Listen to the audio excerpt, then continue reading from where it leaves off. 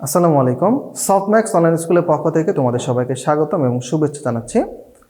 তোমরা সকলেই অবগত আছো যে পলিটেকনিকের সেমিস্টার ফাইনালের রেজাল্ট ইতিমধ্যে প্রকাশিত হয়েছে।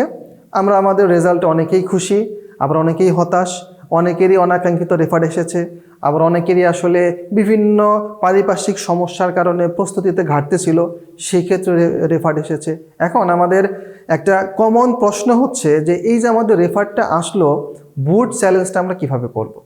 সেই ক্ষেত্রে কি আমাকে বোর্ডে গিয়ে নির্দিষ্ট ফি দিয়ে নির্দিষ্ট নিয়ম মেনে তারপরে এই বোর্ড চ্যালেঞ্জটা করতে হবে, নাকি আসলে কি নিয়ম, রেজাল্ট কতদিন পরে প্রকাশিত হবে, এরপর রেজাল্ট কি আদৌ পরিবর্তন হবে নাকি হবে না, এই সমস্ত প্রশ্নগুলো আমরা এই একটা ভিডিও থেকে জানার চেষ্টা করব।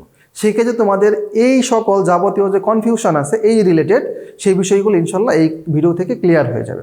প্রথমে আমরা আমাদের বোর্ডের নির্ধারিত যে নোটিশটা আছে সেই নোটিশটা যদি প্রথমে একটু দেখি, যে সেই নোটিশটা যদি একটু আমরা দেখি, সেই ক্ষেত্রে আমাদের নিয়মগুলো জানাটা সহজ হবে যে আসলে আমাদের বোর্ডে গিয়ে আমাদের এটা অ্যাপ্লিকেশন করতে হবে কিনা। ঠিক আছে, সেই ক্ষেত্রে দেখো এই যে এখানে তারিখটা লেখা আছে যে এই তারিখে রেজাল্ট প্রকাশিত হয়েছে এবং পুনর্নিরীক্ষণের জন্য তোমার আসলে কি করতে হবে সেটা দেখো, যেখানে সুন্দরভাবে স্পষ্টভাবে লেখা আছে। সেখানে বলা আছে যে তত্ত্বীয় মানে থিওরি পরীক্ষার জন্য তোমাকে উত্তরপত্র পুনর্নিরীক্ষণ মানে তোমার উত্তরপত্রটা আবার তোমার নিরীক্ষণ হবে বা দেখা হবে, সেটার জন্য তুমি বোর্ড চ্যালেঞ্জটা কীভাবে করবে।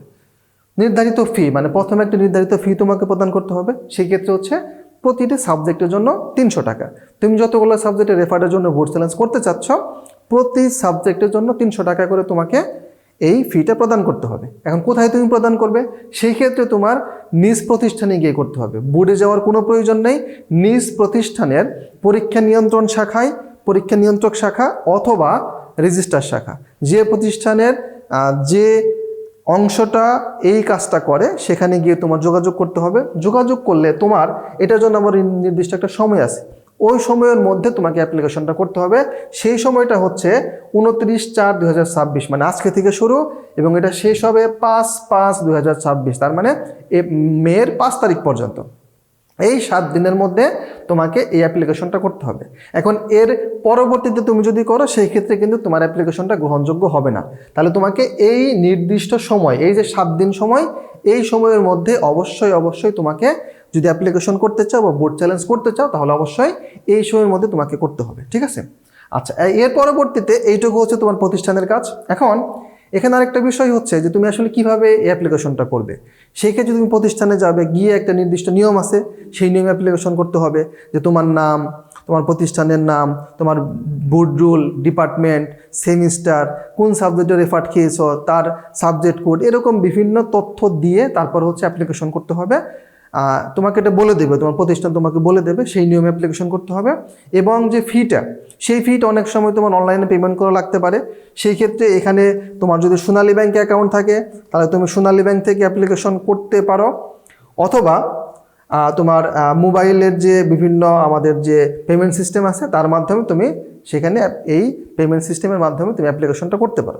অথবা যদি তোমার প্রতিষ্ঠান তোমাকে বলে দেয় যে না, তোমার এটা আমরা করে দেবো, তুমি হচ্ছে প্রতি সাবজেক্টের জন্য 300 টাকা করে আমাদের কাছে জমা দিয়ে যাও, সেই ক্ষেত্রে তোমার প্রতিষ্ঠান তোমার হয়ে এই অনলাইন পেমেন্টটা করে দিতে পারে। ঠিক আছে, এরপরে হচ্ছে তোমার আর এখানে কোনো কাজ নেই, তোমার বোর্ডের কাজ। যে বোর্ডে তোমার হচ্ছে মানে তোমার যে প্রতিষ্ঠান আছে সেই প্রতিষ্ঠান বোর্ডে তোমার সমস্ত তথ্য পাঠাবে, সমস্ত কিছু, বাকি কাজটা হচ্ছে ওনাদের। এখন এই রেফারের কোর্স কিন্তু তুমি সফটম্যাক্স অনলাইন স্কুলের সফটম্যাক্স অ্যাপের মাধ্যমে করতে পারবে।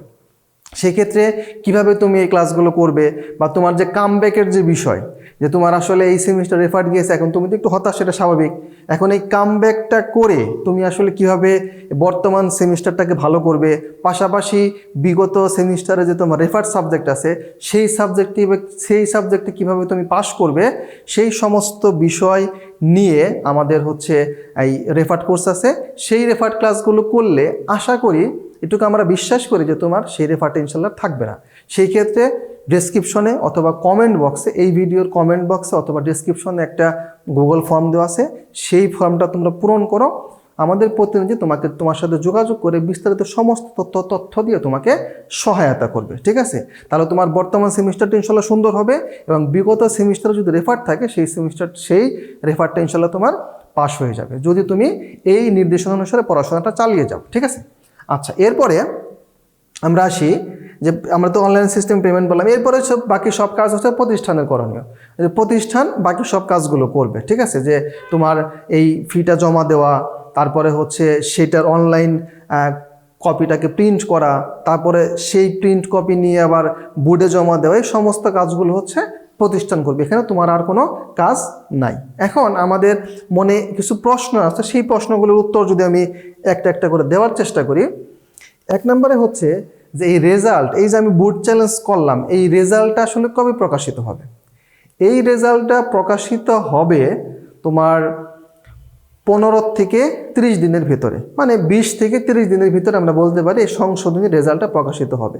সেই ক্ষেত্রে তোমার সংশোধনী রেজাল্টের মধ্যে যদি সেখানে তোমার বোর্ড রুল আসে এবং তোমার একটা পয়েন্ট আসে, বা তুমি মনে করো 3টা সাবজেক্টের রেফারের জন্য চ্যালেঞ্জ করেছো, যদি একটা কমে যায় বা 2টা কমে যায়, তাহলে তুমি বুঝতে পারবে যে তোমার সেই সাবজেক্টে পাশ এসেছে। আর যদি তোমার রেজাল্ট সেখানে না থাকে, তোমার বোর্ড রুলটা সেখানে না থাকে, তার মানে বুঝতে পারবে যে তোমার আগের যে রেজাল্টটা, সেই রেজাল্টটাই বহাল আছে। 1 নম্বর প্রশ্ন উত্তর তুমি পেয়ে গেলে। 2 নম্বর প্রশ্ন হচ্ছে যে এই যে আমি বোর্ড চ্যালেঞ্জটা করলাম, সেই ক্ষেত্রে আদৌ কি আমার রেজাল্টটা পরিবর্তন হবে? অবশ্যই পরিবর্তন হয়। আমি হচ্ছে তার বাস্তব প্রমাণ। আমি যখন পলিটেকনিকে 8ম সেমিস্টারে ছিলাম, আমাদের সময় 8ম সেমিস্টার রেগুলার সেমিস্টার ছিল, ইন্ডাস্ট্রিয়াল অ্যাটাচমেন্ট ছিল 7মে। তখন আমার 8ম সেমিস্টারে ডুয়েট অ্যাডমিশনে থাকা অবস্থায় রেফার আসে। এর পরবর্তীতে আমি বোর্ড চ্যালেঞ্জ করার পরে মোটামুটি 25-30 দিন পরে রেজাল্ট হয়, সংশোধনী রেজাল্ট। সেখানে কিন্তু আমার 2টা সাবজেক্টে রেফার ছিল, 2টা সাবজেক্টে কিন্তু পাস আসে। তার মানে বোর্ড চ্যালেঞ্জ করলে রেজাল্ট ঠিক হওয়ার সম্ভাবনা অনেক ক্ষেত্রে থাকে। ঠিক আছে? মানে সংশোধনী রেজাল্টে অনেক সময় তোমার পাস আসলেও আসতে পারে। এর পরবর্তী বিষয় হচ্ছে যে আমাদের এই যে আমরা যে বোর্ড চ্যালেঞ্জটা করলাম, করার পরে আমাদের এখানে আরেকটা গুরুত্বপূর্ণ বিষয় আছে, সেটা হচ্ছে 3 নম্বরে তোমাদের আরেকটা প্রশ্ন মাথায় আসে। সেটা হচ্ছে যে এই যে আমি বোর্ড চ্যালেঞ্জটা করলাম, এই বোর্ড চ্যালেঞ্জটা করার পরে বোর্ড আসলে কি করে? সেই ক্ষেত্রে আমার খাতাটাকে একদম প্রথম থেকে একবারে দেখে না, কিভাবে কী করে? সেই ক্ষেত্রে আসলে বোর্ডের এটা হচ্ছে ইন্টারনাল বিষয়, সেক্ষেত্রে আমি বিস্তারিত এত ওইরকমভাবে যাচ্ছি না। কিন্তু আমার যতটুকু ধারণা বা পূর্ব অভিজ্ঞতা, বা আমিও বোর্ডের অনেক খাতা দেখেছি, সেই ক্ষেত্রে হয়তো বা বোর্ড এরকম করে যে তোমরা দেখবা যে তোমরা যখন পরীক্ষা দাও, তখন দেখবা যে তোমাদের যে ওএমআর শিট আছে, তার নিচে দেখবা হচ্ছে প্রত্যেকটা প্রশ্ন লেখা থাকে 1, 2, 3 এরকমভাবে 25-30টা সিরিয়াল করা থাকে। এটার মানে হচ্ছে যে তুমি এই যে কোন প্রশ্নে আসলে কত মার্ক পেয়েছো, সেইটা যিনি তোমার খাতাটা দেখবেন উনি সেটা এখানে লিপিবদ্ধ করে দেন। এখন সেখানে যোগ করতে গিয়ে ভুল হতে পারে, অথবা মোট প্রশ্নের যে উত্তর সেটা যোগ করতে গিয়ে ভুল হতে পারে, অথবা তোমাকে যখন অনলাইনে রেজাল্ট এন্ট্রি করা হয় তখন সেখানে কিবোর্ডের প্রেসজনিত কারণে, মানে কিবোর্ডের মনে করো একটা জিনিস প্রেস করলো, সেখানে প্রেসটা ভুল হয়েছে, এরকম কারণে ভুল হতে পারে। সেই বিষয়গুলো আগে পর্যালোচনা করা হয়। তখন যদি দেখা যায় যে এখানেই ভুল আছে, তখন সেই সংশোধনটা চলে আসে। এরকম বিভিন্ন রকমভাবে খাতাটা পুনর্নিরীক্ষণ করা হয়। তাহলে আশা করি তোমাদের মনে যে জমানো প্রশ্নগুলো ছিল, সমস্ত প্রশ্নের উত্তর তোমরা সুন্দরভাবে পেয়ে গেছো সবাই। ধন্যবাদ সবাইকে।